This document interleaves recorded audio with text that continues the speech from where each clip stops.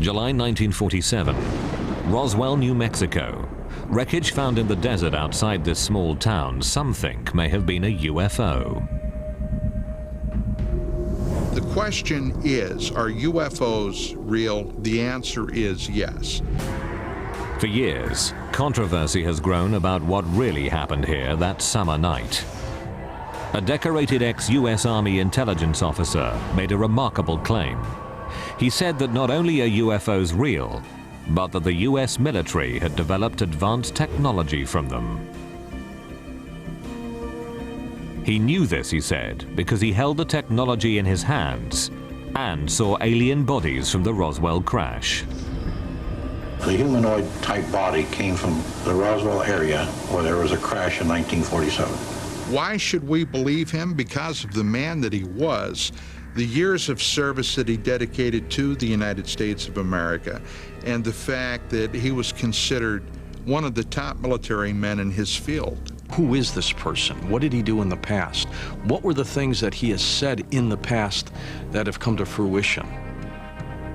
According to Lieutenant Colonel Philip Corso, he was responsible for bringing alien technology to military labs and civilian scientists, and they used it to make lasers, fiber optics, integrated circuits, night vision image goggles, and bulletproof vests. We are looking at crashed flying saucers, or ones that are shot down, and we're trying to figure out how they work.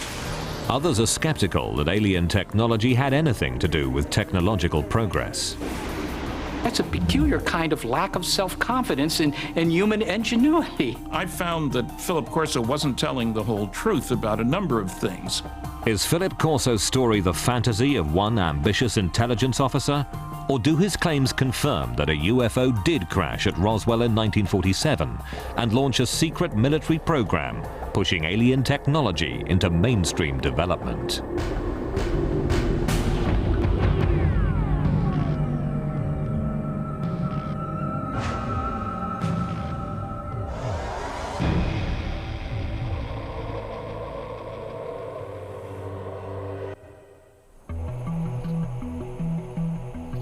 Summer 1947, Major Philip J. Corso was on patrol at the Army base at Fort Riley, Kansas, when he encountered something that challenged everything he knew.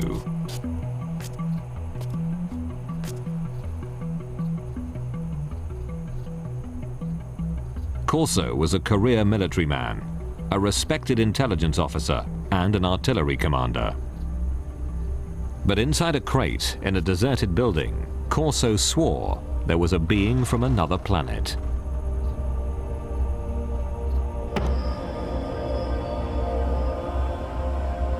Corso would publish an account of this and other revelations in a book called The Day After Roswell, a New York Times bestseller in 1997.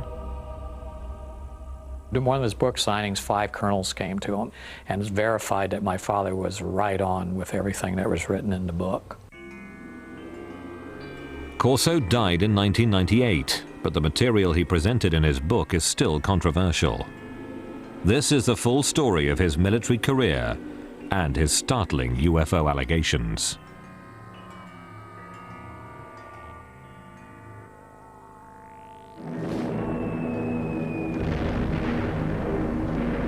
(1942), the year after the Pearl Harbor attack. Philip Corso, a small-town boy from Pennsylvania, was drafted into the Army. During the Second World War, he trained as an intelligence officer, and afterwards, at the age of only 29, became a spy hunter in Rome. His mission? To seek out and terminate Soviet agents. When the United States Army occupied Rome, what they wanted was make sure that the post-war government would be a friendly government, not a communist government. A position with a lot of authority behind it. The man was regarded as an up-and-comer. By April of 1947, Corso returned to America for additional training at the U.S. Army's intelligence school at Fort Riley.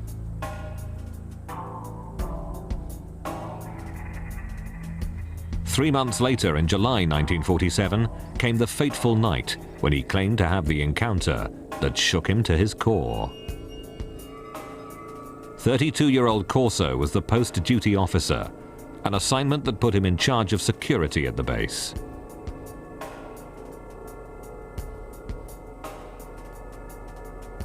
That evening, Fort Riley was buzzing with rumors. 5 trucks containing debris from a mysterious aircraft accident in Roswell, New Mexico had arrived.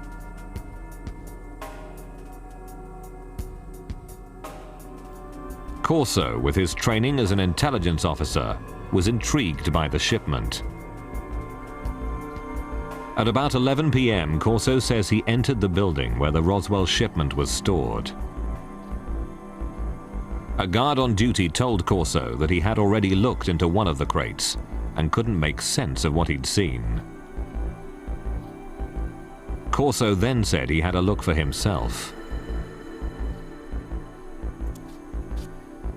And he sees these, they look like coffins. They're little, they're like kid coffins. And he can't figure out what that is. So he goes and he picks up the tarp.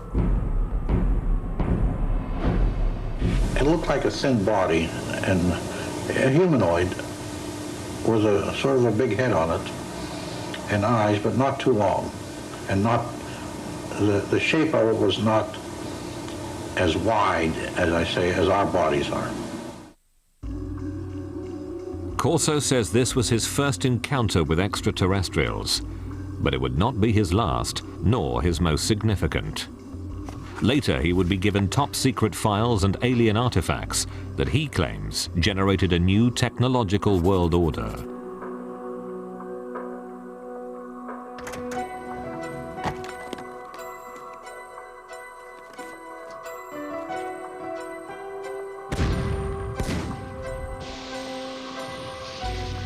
But the outbreak of the Korean War in 1950 put a hold on Philip Corso's extraterrestrial thoughts. Corso joined General Douglas MacArthur's staff as an artillery targeting specialist for UN forces. After the 1953 armistice, he remained in Asia, serving as an intelligence officer repatriating American and Allied prisoners of war. I came to know Phil Corso because he had been a special projects officer in the Far East Command for Prisoners of War under MacArthur, and then later held the same role and capacity for the National Security Council as a staffer in the Eisenhower White House. According to his military records, in July of 1953, Corso was promoted to the rank of lieutenant colonel. He said he was a trusted advisor to President Dwight D. Eisenhower, informing him of what Corso claimed was rampant KGB infiltration of the CIA. And Corso was screaming about this in the National Security Council to Eisenhower. Corso stated that Eisenhower rewarded him with his own combat command. In 1957, military records confirm Corso was placed in charge of an artillery battalion at Red Canyon Missile Range.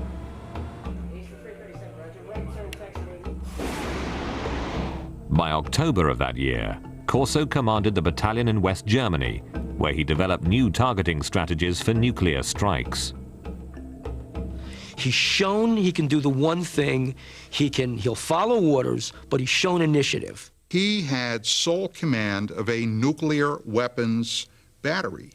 Now, in the event that war would have broken out with the Soviet Union in the 50s, when Corso was in Germany,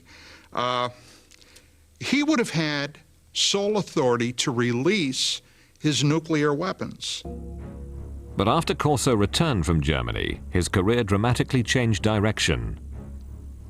The gifted intelligence officer, fearless spy hunter, and artillery commander who controlled the world's most powerful weapon became a reservist in the National Guard. In October of 1960, Corso was virtually in retirement, a part-time unit advisor to a National Guard based in Maryland. You could say it meant that some people were displeased with him, but it's just as easy to say he didn't have what it takes. But Corso's supporters believed he was being groomed for his most important and most secret assignment. Now there is a big green hand running his career. That big green hand is the hand of Arthur Trudeau. Philip Corso had a powerful mentor in Lieutenant General Arthur Trudeau. A West Point graduate class of 1924, Trudeau quickly acquired a reputation as a forward-thinking officer, comfortable with high technology. In the Cold War era, he pioneered technological training for intelligence officers, and by 1958 was named Director of Army Research and Development. When Trudeau gets a chance to appoint a deputy, he brings Corso over, and thus begins Corso's stint in Army R&D. General called me and said, "Don, establish Foreign Technology Division, and you're the chief of it. And you got an office down next floor under me." At this point in his career, Corso's history is easily verified by examining military records. Look, he did work in the Pentagon. His office was there. I have the roster. And he worked for General Trudeau, and he certainly knew him well. There's no question about that. But after his Pentagon appointment, the trail of his career is harder to follow, and his assertions were more difficult to confirm. Corso wrote that his Pentagon job entailed analyzing captured foreign military hardware, such as helicopter armament developed by the French, or the British efforts to build a vertical takeoff and landing fighter. This technology would then be reverse engineered. The military has had, over the years, a number of projects where enemy technological devices have been recovered by American forces. So one of Corso's jobs was to get this foreign technology, this French technology, and reverse engineer it. And then if they had something good, fed into our own technological timeline. Reverse engineering played a significant role in the spycraft of the Cold War. The Soviets used captured American Sabre jets to reverse engineer US technology, and the US used captured Soviet MiGs for the same purpose. But if Corso's routine job involved examining technology from abroad, his task would soon change. Sometime after the 20th of July 1961, Corso claims that General Trudeau called him into his office and gave him an astounding directive. Examine technology captured from the 1947 alien spaceship crash in Roswell.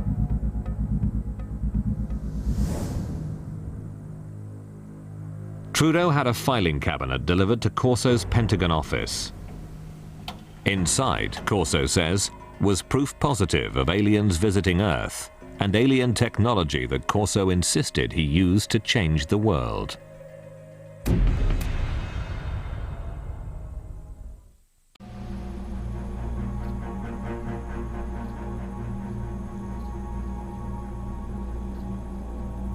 In 1947, Philip Corso claimed to have seen alien bodies from the infamous UFO crash near Roswell in New Mexico.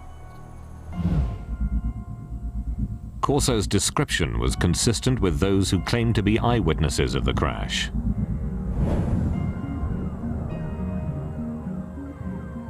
The aliens, according to these witnesses, were 4 small human-like beings with 4-fingered hands, thin legs and feet, an oversized head, and large almond-shaped eyes. These descriptions purportedly appeared in these classified documents prepared by government investigators. The documents have not been authenticated.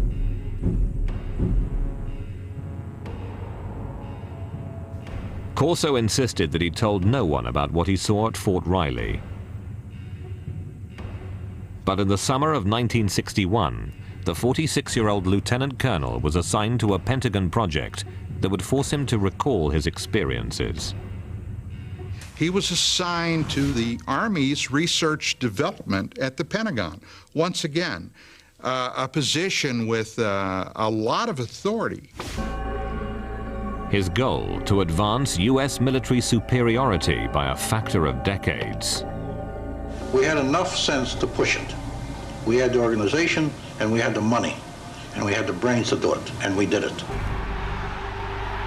During the Cold War, Corso says there was great government concern that the Russians would gain access to the alien materials, or worse, the aliens would use their superior technology to invade Earth. According to Corso, an ordinary filing cabinet contained the extraordinary artifacts of the Roswell crash.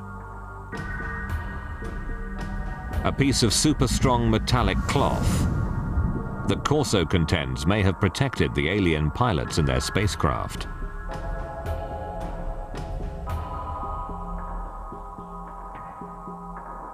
A tube that appeared to shoot a searing red light.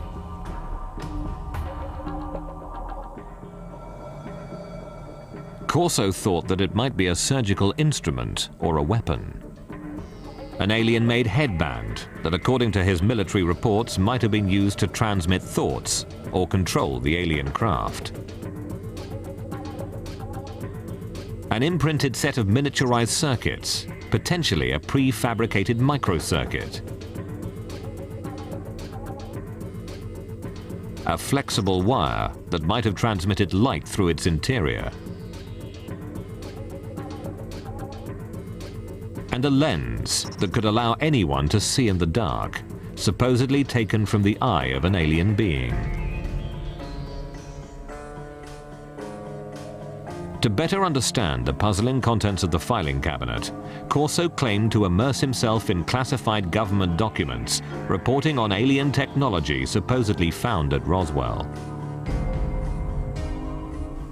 According to the reports that Corso claimed to have read, some of the world's foremost scientists, men like Werner von Braun and J. Robert Oppenheimer, had access to the Roswell crash site. Corso says that Lieutenant General Trudeau allowed him to assemble his own A-list team. You will put on that team anybody that you want. Engineers, scientists, and even I told the Germans. Told them, well, I'll take a couple of Germans too, in addition to the US scientists. Based upon his close readings of the Roswell reports, Corso claims to have developed his own theories about how the alien craft may have functioned. What Corso said was that the spacecraft had a way to jump. It didn't fly from wherever it came from to here, it jumped. And he said that's all they knew, that there was a wave around the spacecraft that allowed it somehow not to be a spacecraft, but a time machine. And the reason is that to travel the kinds of vast distances it had to travel, it had to leave what we understand in physics as a space-time continuum, drop out of that, and suddenly reappear in a new spot.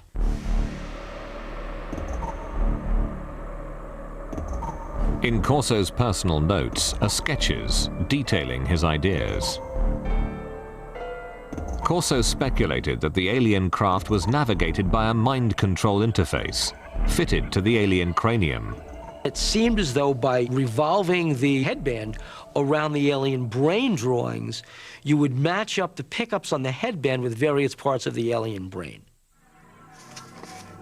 His background research completed, Corso maintained he was ready to move on to the next phase, distribution. He passed on the alien technology he says came from Roswell to appropriate defense contractors for development.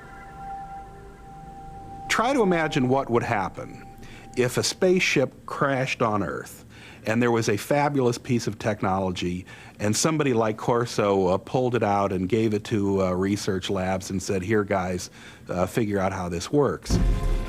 The result, Corso maintained, led to a complete reconfiguring of the world's most advanced technologies.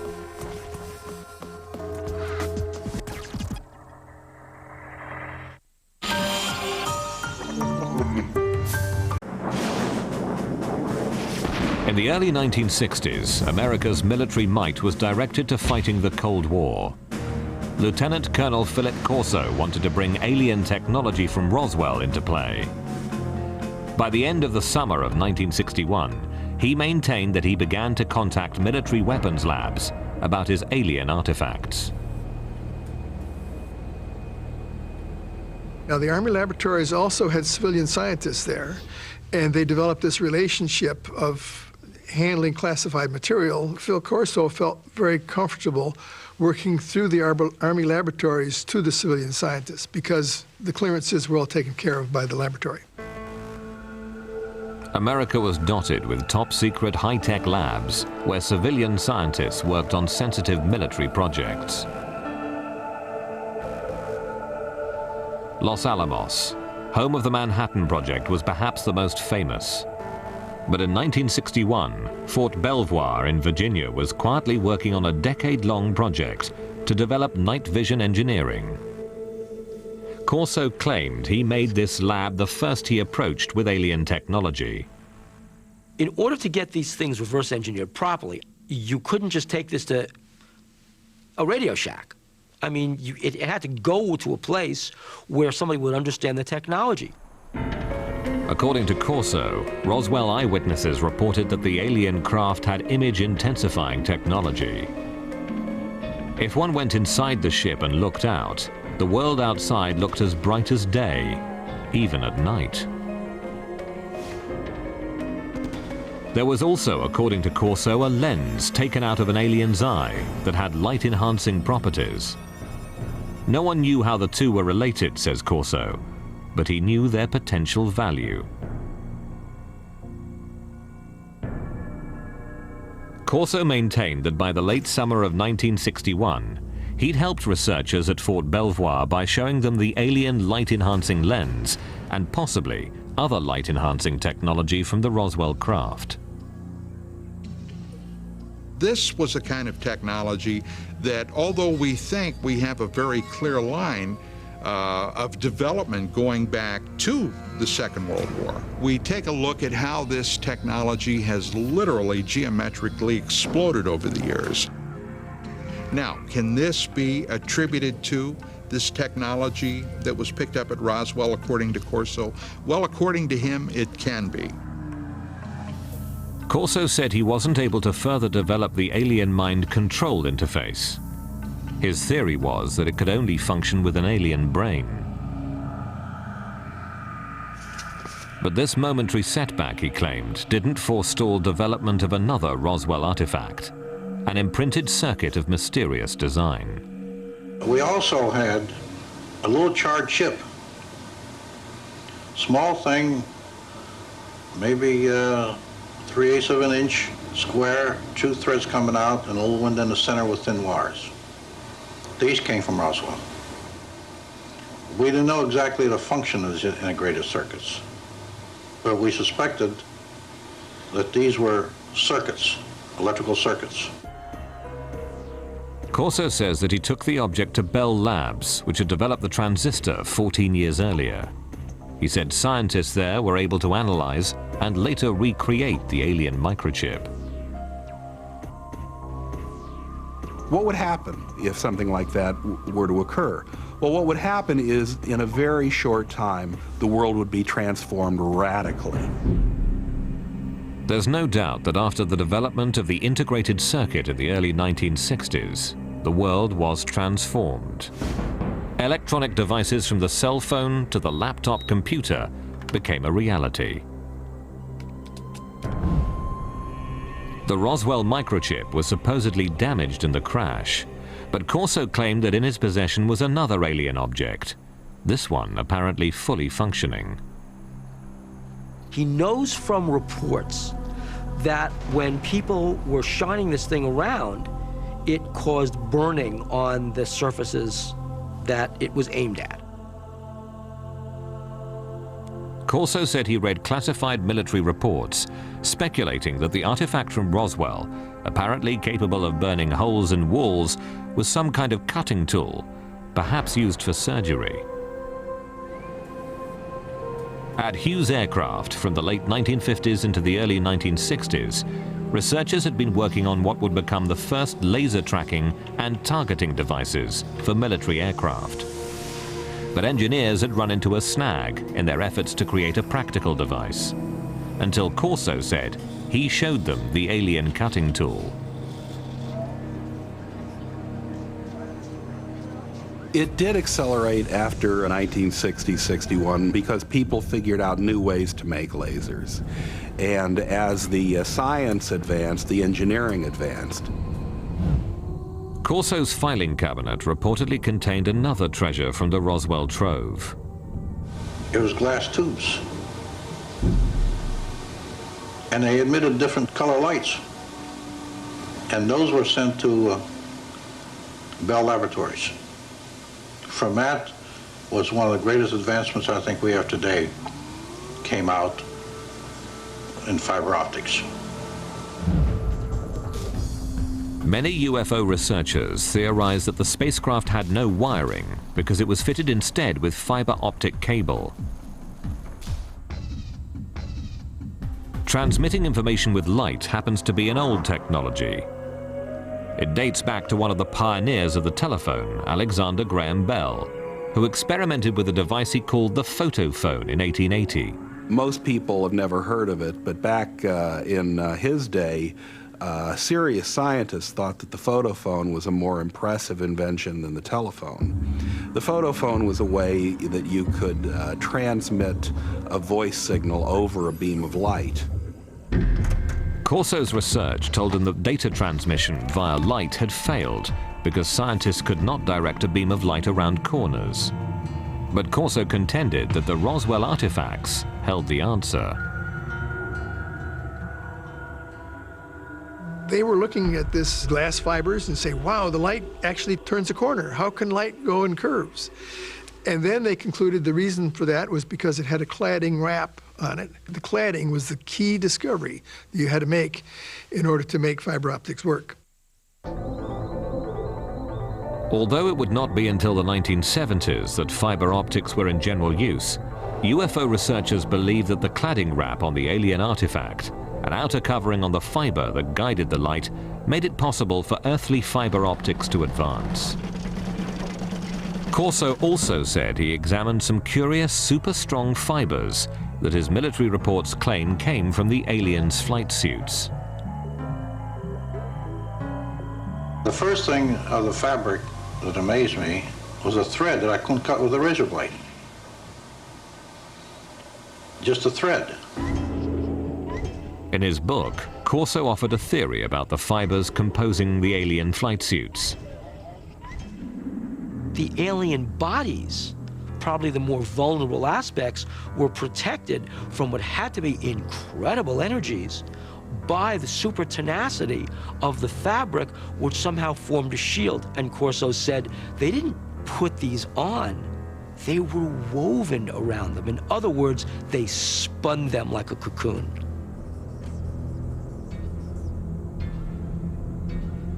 According to Corso, he wondered if these super-strong fibers could be developed into super-strong bulletproof shields for military use.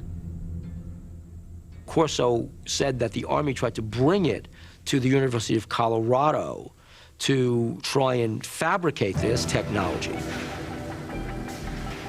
The mid-1960s saw great advances in super-strong fabrics that used polymer technology, the type of molecules that Corso claimed were present in his alien fabric. In 1965, Kevlar was invented, a fabric that would be used in bulletproof vests. More proof, according to Corso, of the impact of alien technology.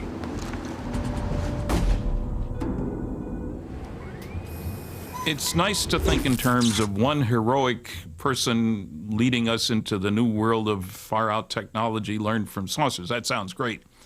But having worked on a whole host of big research and development programs, that isn't the way it works. Look, on the aircraft nuclear propulsion program, we employed 3,500 people. 1,100 of them were engineers and scientists. We were spending $100 million a year. That's the kind of effort it takes to develop new technology. And that was in 1958 dollars at that. Corso claims that the laser jumped from theory to practice after scientists examined the device found in the Roswell crash debris. But to science historians, that's science fiction. The laser is a good example of an invention that doesn't really have a single eureka moment. where somebody gets a brilliant inspiration and then they go down into their basement workshop and 15 minutes later they've hammered together a laser. The laser really began back in 1951 when a physicist from Columbia University was taking a walk in Washington. That physicist was Charles Townes. And I woke up early in the morning worrying about why hadn't we been able to get anywhere. It was before breakfast, so I went out and walked out in the park, sat down in the park. Suddenly I said, hey, wait a minute. We can get a whole collection of molecules all in excited states with excess energy. And I wrote down the numbers to see now, could I make it oscillate? And it took him 2 years and $50,000 in government grants before he could come up with the very first barely operable microwave laser. The first laser device used microwaves rather than light. The light-emitting version wasn't functional until 1960, 9 years after Professor Townes jotted down his notes. As for aliens jump-starting the process, No, aliens had nothing to do with the technology of the laser, nor do I. Unfortunately, I don't think aliens have given us any new information yet. while the laser's development was slow and steady, the integrated circuit advanced rapidly. But the greatest progress was made by scientists well after Corso retired. The real breakthrough happened in 1971 when a guy named Ted Hoff conceived of the idea of putting an entire microprocessor on one piece of silicon, a computer on a chip. Basically, what happens in an integrated circuit is that you are controlling the flow of electrons, or actually, in some cases, the absence of electrons. Ted Hoff, known as the architect of the microprocessor, started working on integrated circuits in 1968. Hoff hotly disputes Corso's claim that an alien ship captured from the Roswell crash made an earthly version conceivable. If you have a crash scenario, there's presumably damage done, and that damage may make the device even harder to analyze. And even if you had the device, you'd really want a context. If you had seen this device in those days and had no context to put it in other words, what's it used for, you'd even have less chance of understanding it. Hoff also says that to reverse engineer an integrated circuit, as Corso claimed happened in 1961, you would need a scanning electron microscope, which wasn't invented until 1966. Even looking at devices today, the resolution of the devices are such that ordinary optical microscopes really don't reveal them. So you'd need something more sophisticated. I don't think at that time anybody would have been able to figure out what it was. Philip Corso also claimed that his alien fiber optics cable inspired scientists. But science historians do not support his assertion, because fiber optics required a convergence of technologies occurring over decades of development. The idea really became interesting in 1965 when lasers were available and people suddenly realized there was a commercial use for fiber optics. So shortly after that, the project was tackled by a trio of inventors at Corning, and they came up with a successful fiber optic in 1970. The highly directional light of a laser improved signal strength. The team of researchers at Corning Glass created a form of fused silica. This super pure glass material was capable of carrying 65,000 times more information than copper wire. This made fiber optics commercially practical 10 years after Corso claimed to have accelerated the technology. That's the real achievement that Don Keck and Peter Schultz and Bob Maurer came up with when they were at Corning. It was coming up with this completely unexpected way to make glass. Corso also stated that he inspired a quantum leap in image enhancement technology. But science historians say the technology of turning night into day was also decades in the making. Progress increased so incrementally. It goes all the way back to the 1940s when image-intensifying radar scopes were issued to Allied troops in the Pacific Theater. The first night vision gear employed thermal imaging. Developed by the Germans during the Second World War, it brought heat energy into the visible spectrum using an infrared light and a receiver. Then, by the early 1960s, William Spicer, a Defense Department researcher, had created image intensification technology. Fort Belvoir scientists built upon his work. Image intensification requires no additional light, functioning like a radio receiver for light waves, amplifying existing light. Today's image intensifiers are small enough to be worn as goggles and are capable of amplifying light by a factor of 35,000. Scientists suggest that if Corso really had an alien image enhancer, showing it to researchers in the 1960s did little to advance the technology's measured progress. The engineering that was required just progressed at a very slow rate. Making night vision work was largely the result of really brilliant engineering. Finally, according to technological experts, Corso's super tenacity fibers came not from alien spacesuits, but from years of research by a scientist named Stephanie Kwolek, who worked at the DuPont company. She learned how to organize super strong chains of atoms in 1965, and by 1971, Kevlar was on the market. The theory that something like Kevlar came off a flying saucer strikes me as being insulting to someone like Stephanie Kwolek, who poured enormous amounts of effort, years of her life, tremendous dedication and brain power went into cracking the secrets of nature. Furthermore, some skeptics insist Lieutenant Colonel Corso simply didn't have the technical background to run a reverse engineering program.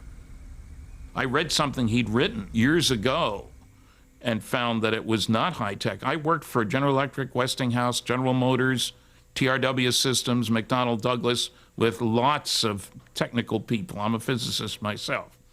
And I saw nothing in what Corso had written that gave any indication of his having the knowledge, the skills, the talent, the background to handle stuff like this and get it into industry. Corso had an answer to this objection, claiming that his team of A-list scientists helped him interpret the Roswell cache. I didn't have the training or the background for something, they got highly technical. But fortunately, the German scientists were there. I knew von Braun, and I knew Hermann Obert. Obert was a man that said we've been helped. And we had to keep it quiet to protect our budget, protect our organization. For doubters, there is also the issue of Corso's rank. A mere lieutenant colonel, some argue, wouldn't be running things, as Corso claimed he was. I think an indication of his value to the military would have been given by the fact that he was not a full colonel, despite all his years in service. But others stand by Corso's assertions, particularly those who say they're familiar with the way the U.S. military functions. Back in those days, a lieutenant colonel had a lot more authority and position than a lieutenant colonel today has. And even today, you've got lieutenant colonels doing quite a bit of the important tactical and even strategic planning and operation. Having contacted the military contractors Corso claims to have worked with, all say there was no alien involvement in the technologies Corso said he jump-started. No memos, directives, or paperwork of any kind exist to directly support Corso's assertions about reverse engineering alien technology. But Corso's supporters say there's no paper trail for a very good reason. Among those who believe there was an alien crash near Roswell, there is consensus on one concept.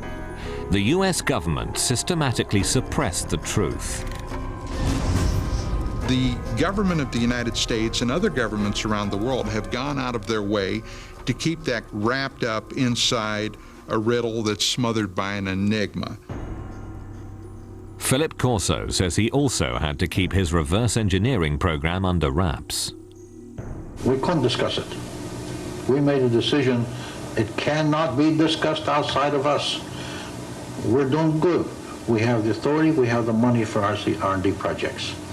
Well, that's fine. Let's keep it that way. Let's not get mixed up in the murky area of whether they exist or not.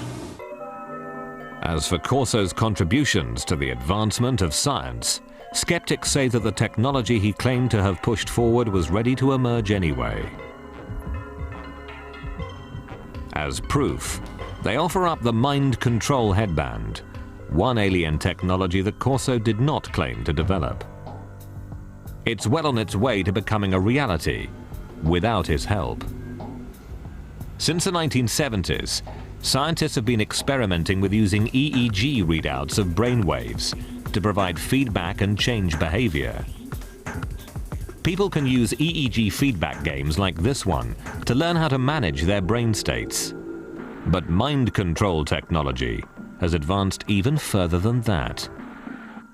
Going to open the first email, which says congrats. It says you are doing a great job. It says I will talk soon. In 2004, researchers received FDA approval to test tiny brain implants designed to allow disabled people to control computers using their thoughts.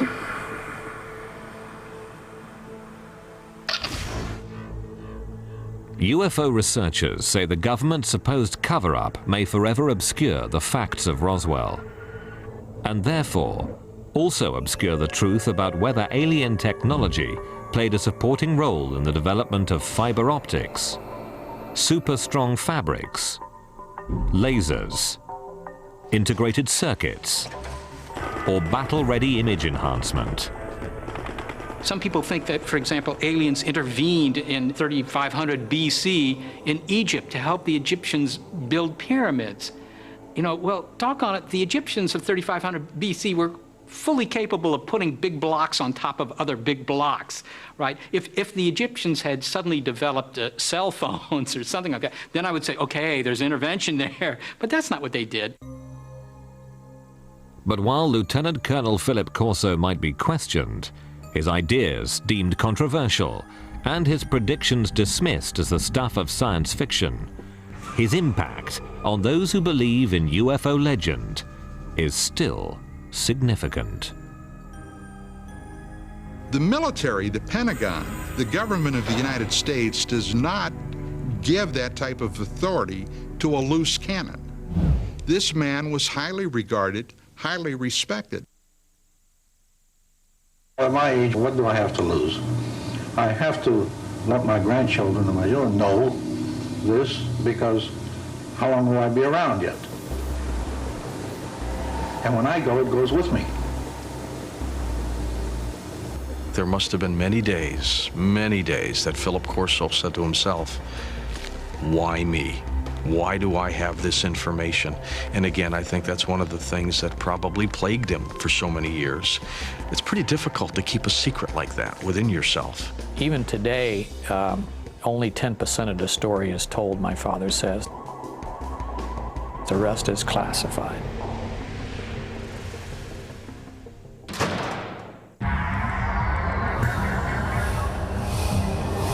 In less than a minute, 2 cold case files are reactivated and 2 murder cases that have remained unsolved for years are finally cracked. Just before that, a brief taster of the series on modern forensic science.